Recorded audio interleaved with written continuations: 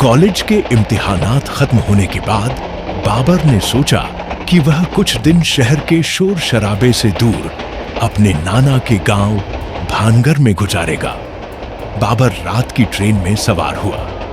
खिड़की के बाहर अंधेरा था, बस कभी कभार किसी स्टेशन की मध्यम सी रोशनी और साई साई करती हवा का शोर। रात गए ट्रेन भानगर स्टेशन पर रुकी।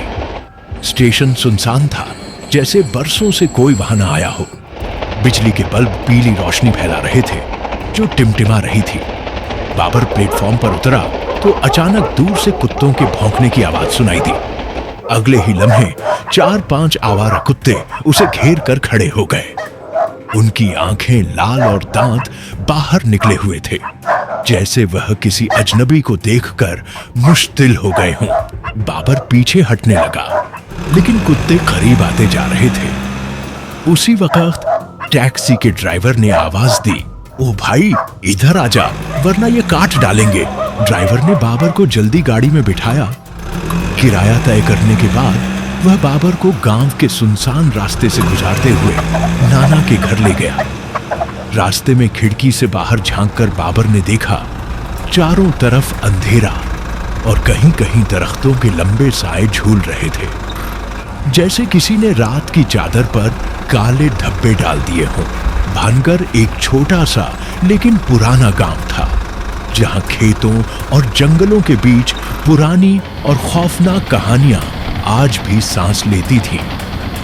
गांव वाले रात को जल्दी सोने और बाहर न निकलने का उसूल मानते थे, लेकिन बाबर चूंकि शहर का रहने वाला था, देर से सोना उसकी आदत थी।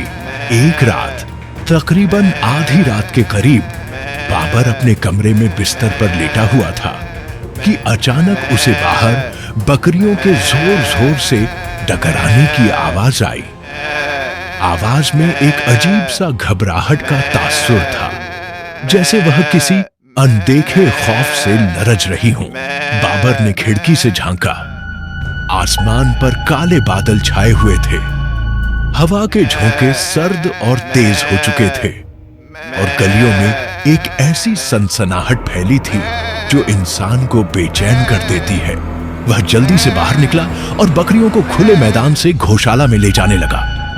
कदम आगे बढ़ते ही एक अजीब नाकाबिल ए बर्दाश्त सड़ी हुई बदबू उसके नथनों में भर गई, जैसे कई दिन पुरानी लाश करीब ही हो।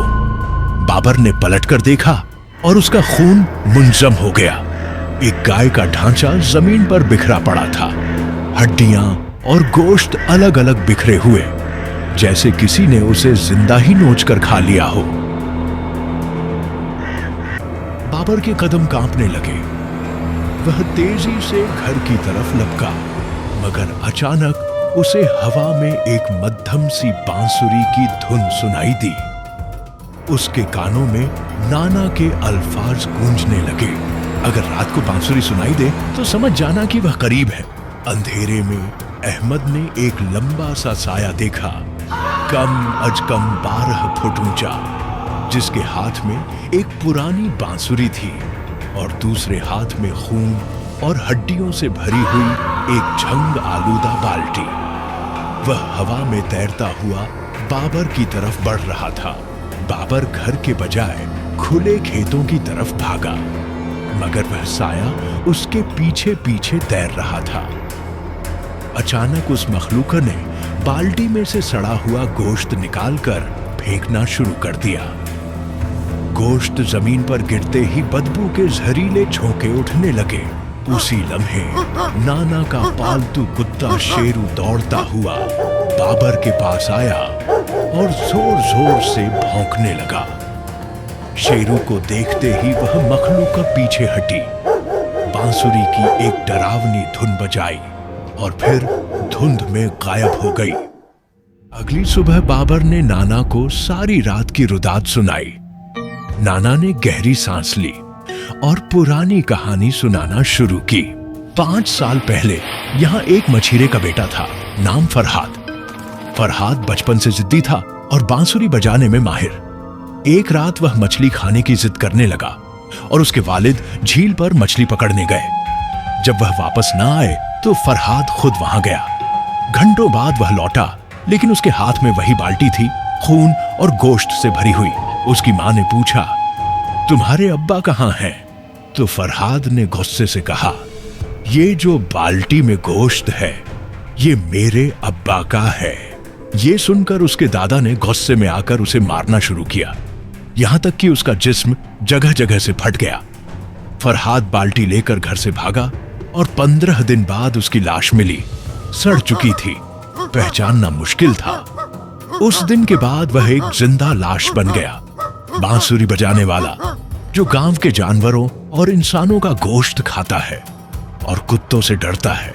नाना की आंखों में खौफ झलक रहा था। इसीलिए भानगर के हर घर में एक कुत्ता है, ताकि हम महफूज रह सकें। लेकिन बेटा, याद रखो, अगर कभी बांसुरी की आवाज सुनो तो चाहे कुछ भी हो, बाहर मत निकलना।